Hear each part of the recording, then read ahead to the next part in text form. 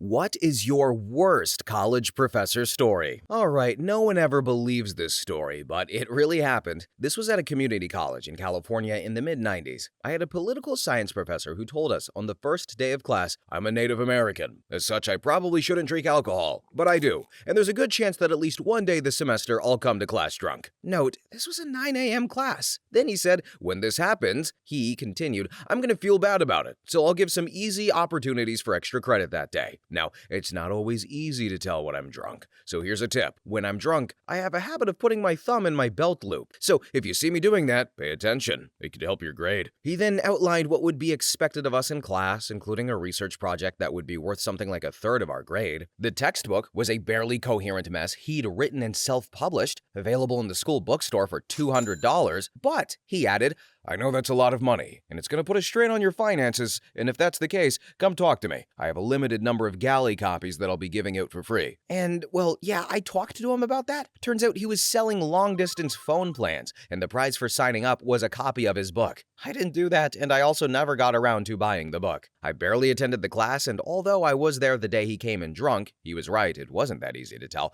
I didn't score any extra credit. I also totally forgot to do the research project, but somehow scored a B. Next story. Was commuting to school daily. One morning we had a test, and on the drive there I hit a deer, and my vehicle was undrivable. I took pictures with my phone and sent her an email from the side of the road while waiting on a ride. She said that hitting the deer was an unexcused absence from class, and I failed a test worth 30% of the grade. That made me fail the course. She said, and I quote, "Deer are something you should account for when you leave in the morning. Leave enough time to deal with traffic inconveniences." Next story. I had to take this crappy English class in community college that was pretty much just a middle school level creative writing class. The professor was known for not giving anyone an A on anything, ever. Well, I wrote a kick-ass paper one time and was quite proud of it, and I was sure I would get an A. When I got it back, I could see where she had scored each section so that it added up to over a 90%. Realized her mistake, then went back and whited out and changed a few of my individual scores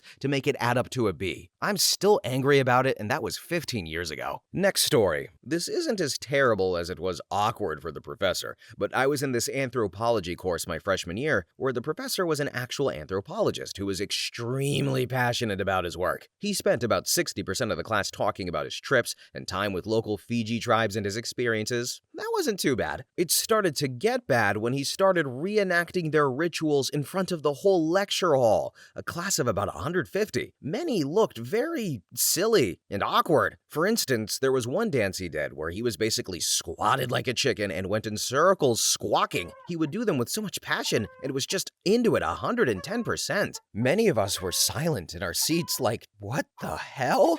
And a few brave souls laughed at him out loud, which led to him promptly stopping and singling those students out, asking if they had anything to contribute to the course. Most of the time they said no, and he would abruptly continue with, "Well then shut up." Hilarious times in that class. I got a C in that course though, so F that guy. So, for those of you who know about Rate My Professor, imagine trying to explain this guy on the website. Squawks like a chicken and does ritual tribe dances. You'd probably think somebody was pulling your leg or being like, oh, they probably just want that class for themselves or something like that. And then he does that on day one. Oh, hell no. Next story. Oh, I've got one for this. Yay. My husband and I were swingers, now more polyamorous. Great start, right? Anyway, this was ages ago, so I was cruising Yahoo groups and talking to local people. This one guy, though, kept hitting on me. Sent his picture. It was my Roman history professor. Guy was absolutely relentless, just about desperate. Dude needed to bang to live, apparently, and I'd had enough of it, so I simply said that I was going to bed, and I'd see him in class the next morning. He immediately logged off and never bothered me again. But for the next few classes, he kept staring at every female. You could just see him trying to work out who he talked with online.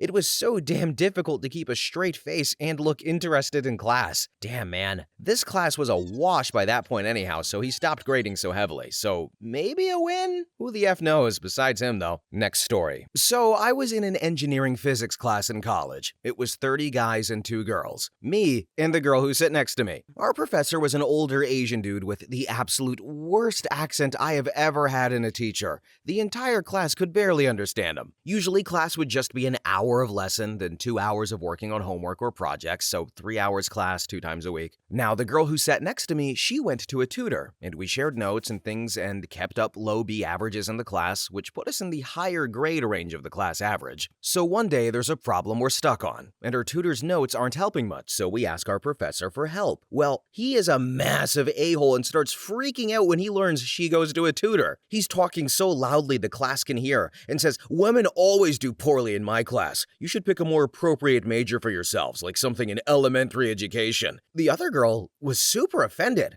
She reported him to the department head, and a few days later, he made the announcement that he was tenured, and he can say whatever he likes to us without fear of being fired. F that guy. I hate him to this day, 4 years later. Next story. University of Michigan has little to no student rights regarding family deaths. Grandmother was passing away, but within travel distance. I was close with her, made a request to delay an assignment by 1 or 2 days to be with her when she passed, and this was a partner project, meaning if I skipped it, I would have been screwing over the partner since it was worth something like 25% of the course grade. Professor denied the request, saying she doesn't count as immediate family and it would be unfair. Grandmother passed away the night of prepping for turning in the assignment, meaning I could have been with her. My mom and the rest of the family had the professor granted the request. It has been several years now and I still get upset thinking about it. Miserable professor and miserable human being. Next story. This doesn't have much to do with the professor himself, although he was a crappy human being, but with my first encounter with him. Literally, my first day of college, walking to my first ever class, and I'm talking on the phone with my mom while I walk. I see this homeless guy sitting on a bench by the fountain in front of my building, and I casually mention to my mom that there is a hobo hanging out on campus. I say bye to my mom, sit down in class 10-ish minutes later. I look up and oh my god, the hobo is standing in my classroom. 2 seconds later, oh my god, the hobo is my teacher. I promptly text my mom to let her know that my teacher is a dirty-looking dude who I confused for a homeless person. Not only was he unkempt, but he was rude as crap. Next story. Thermodynamics 2. I was working 3 times as hard in the class as the rest of my classes combined. First test comes and I absolutely nailed it, real confident in my work. Test scores come back and I made a 68. Upon investigation, I realized I had gotten every single answer correct. However, I did not use the correct method for solving these problems. You see, the professor wrote the textbook and was convinced his method was the only correct method as defined in our textbook. However, in Thermodynamics 1, I had learned a different, easier method. I got penalized for not taking this professor's Thermo 1 class. Next story. One of my professors is getting quite old, but still teaches. He has had tenure for several decades and subsequently stopped giving an F. Normally, he will lecture for 10 to 15 minutes and then ask one of the students, whose names he knows if they understood the material. Now, today is no different except that the class is particularly lackluster. After a bland response to his usual skit, he paused for a moment, looked at the student whom he had just addressed and said, "Oh my, you look terrible today."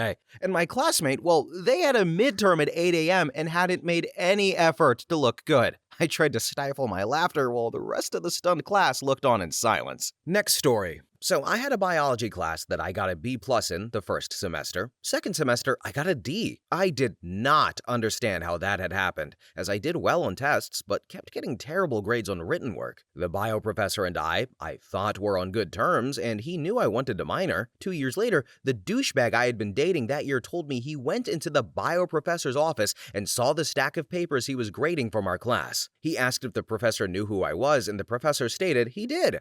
Douchebag then proceeded to tell our professor our entire relationship and his skewed view of how I screwed him over, ending with how the professor should fail me because I'm a B-word. Douchebag thought it was hilarious that he had apparently listened and almost failed me. Professors should not get involved in students' relationship drama. Next story. I had a professor at the Naval Academy who was so old she had a personal nurse with her at all times, who usually would sit in the corner and sleep during lectures because damn was she boring. Not only though did she have a nurse, she also had an oxygen tank she had to carry around and a walker to lean on. She would also bring her long stool to sit in front of the whiteboard during her lectures. This lady fell asleep during her own lecture one day. The entire class was asleep, even her own nurse, except for me and one pleb who wasn't allowed to sleep, and I literally waited waited for the bell to end the class and just got up and left. When she woke up to the sound of the bell, she just dismissed the class and reminded us of an exam upcoming like she wasn't just asleep for 40 minutes. Oh, U.S. Naval Academy joys of physics number 1. All right, everybody, this woman is old, decrepit, needs a cane, falls asleep, needs a nurse at all times, has an oxygen tank,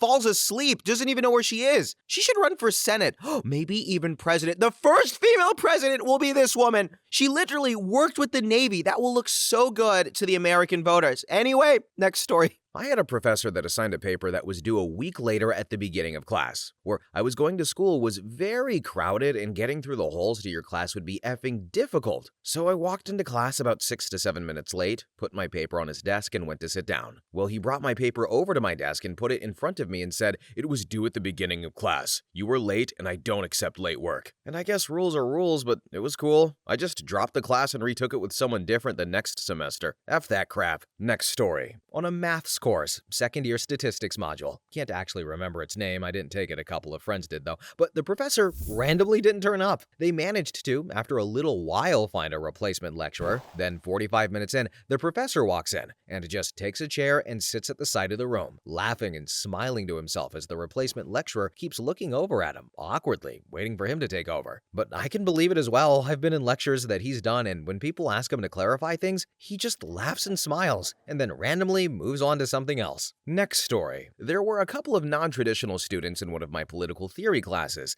and one was a late 20s mother who had at least one child at home. She was super annoying and a lot of us disliked her because she never shut up, but she was so passionate about the subject matter. Now, it was a horrible, boring class, but she came in every day so ready to learn. One day, her kid, maybe 3 at the oldest, was sick and she brought him in with her to class. I should mention that she could have just skipped like every other student. Class was almost always empty because it was horrible and also had a no attendance policy. So she sat in the very back, even though her regular seat was right in front of the professor. The little child, though, was an angel who just slept on her lap while she took notes, and she said nothing at all during class. She came up at the end of the class to give a cursory apology for having to bring her kid to class, and he berated her. It wasn't an angry yelling thing. He just said, "Never let that happen again," in a very shaming type of tone. To watch her face fall as someone she really tried to impress her about her child, it really made my blood boil. I thought about how I skipped this class last time because I didn't want to go, and this woman literally brought her sick child with her because she wanted so badly to be there. Professor was lazy, boring, and spent all class sitting at his desk reading from a binder of notes. Rarely got excited, mostly a disdainful egotist. What's interesting is he was a very active ACLU member and a community activist asset, but just a terrible teacher. Next story. Failed a class, no idea why, couldn't get a hold of the professor via phone,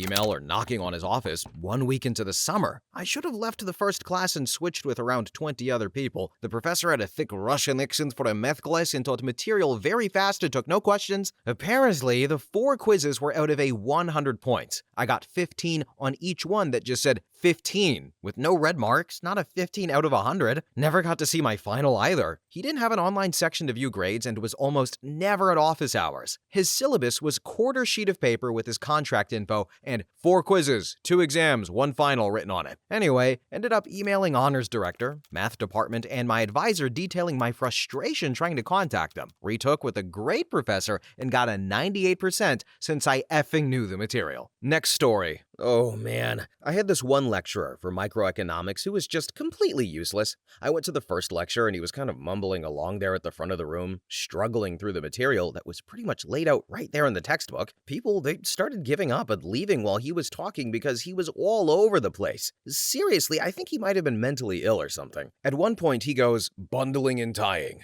Well, bundling is like tying. Well, hang on. And then he turned and started doodling in a corner of the chalkboard. Those of us left were still there going, what the hell is this guy doing? It would have been one thing if he'd put up some equations or graphs, but no, it was literally just doodles. Then he came back and was like, "Okay, bundling and tying." There was an example with IBM punch cards. I think it was IBM. And at this point, I, having read the book for once in my life, couldn't take it anymore and raised my hand. He stopped mumbling and stared at me. I started going over the example given in the textbook, which resembles the description given here, and he stared at me like I had grown a third head. When I finished, he turned back to the chalkboard and started doodling again. So I gave up and left. I skipped the next class in favor of reading the textbook in my dorm room, only showing up 5 minutes till the end to hand in my homework. There were only 2 people there listening to the guy mumbling and doodling, and when the class time was up, they got up, handed in their assignments, and left. Incredibly, the lecturer kept on mumbling and doodling while the next class started to come in and take their seats. I stood there in the back with my mouth hanging open, and I just kind of thought of yelling, "We've all left, you can give up now." But instead, I just put my paper down and left. I never bothered attending another of his classes again. Still got an A. Next story. Our professor, he knew nothing about our program. One of our projects was to make a group and make a game. He said that using an engine like Unreal was cheating because it wasn't made by us. After he finally loosened up about that, he wanted a signed note from our teachers proving that these engines actually exist because he was too lazy to research himself. When we all tried to hand in our first project, he rejected them all because they weren't professional. He never outlined he wanted it formatted in any way. The next year, he was teaching another class, and he called one of the students stupid, just assumed what they did was wrong. And when someone who had been in a serious accident had a note to rewrite an exam, they were refused to write it because he said, "The school may allow notes, but I don't." Next story. A professor of mine was great friends with John Nash. John Nash, as is A Beautiful Mind, John Nash. In fact, he co-authored a few papers with them. Well, this professor was obviously a genius. You can tell by the way he spoke, the way he taught, etc. The problem with him was that he was extremely eccentric. He would show up to class 25 minutes late, lose our papers constantly, assign us work that he assigned weeks before, taught us the same lessons over and over again, dismissed the class in the middle of him teaching a math problem. And he also taught us on such a high level that we could not understand his teaching, and this would irritate him to no end. Yeah, he only lasted the year because of the complaints. Next story. A good friend of mine took their own life, and his funeral was in the middle of the week. I emailed all of my professors and explained what had happened and told them I would be willing to do makeup work for missing classes. One of my classes was taking a little field trip to the library, and my professor responded to my email saying she would hate for me to miss the library trip. I was just shocked that someone would honestly think I would prioritize a trip to the library over the funeral of my 20-year-old friend. There comes a point where being a human with emotions comes before academic perfection. I ignored her email, and I went to that funeral. Next story. My Biology 2 teacher was a doozy. He was recommended to me by my Biology 1 professor, who was absolutely phenomenal, so I thought he would be as equally great as she was. Well, I thought it was some kind of cruel joke she must have played on me. First and foremost, the guy didn't actually teach, but chose to read off his wall of text PowerPoints while throwing in a few anecdotes here and there that were usually trying to be funny, but weren't. Most of the class was him droning on in a monotone voice, making it the most agonizing 9 a.m. class on the planet.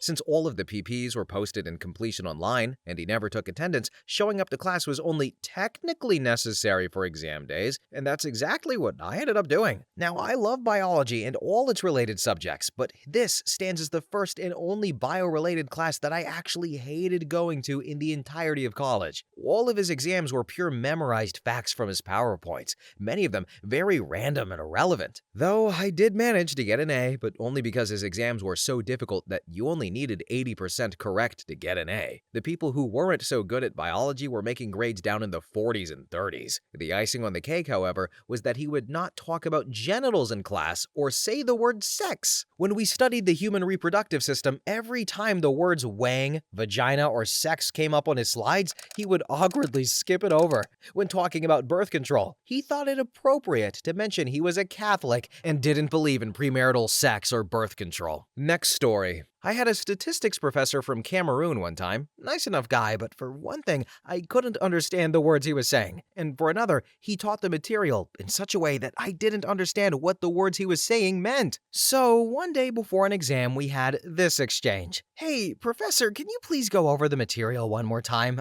We as a class, we don't understand it, and we need to be able to in order to take the exam." To which the professor replies with, "No."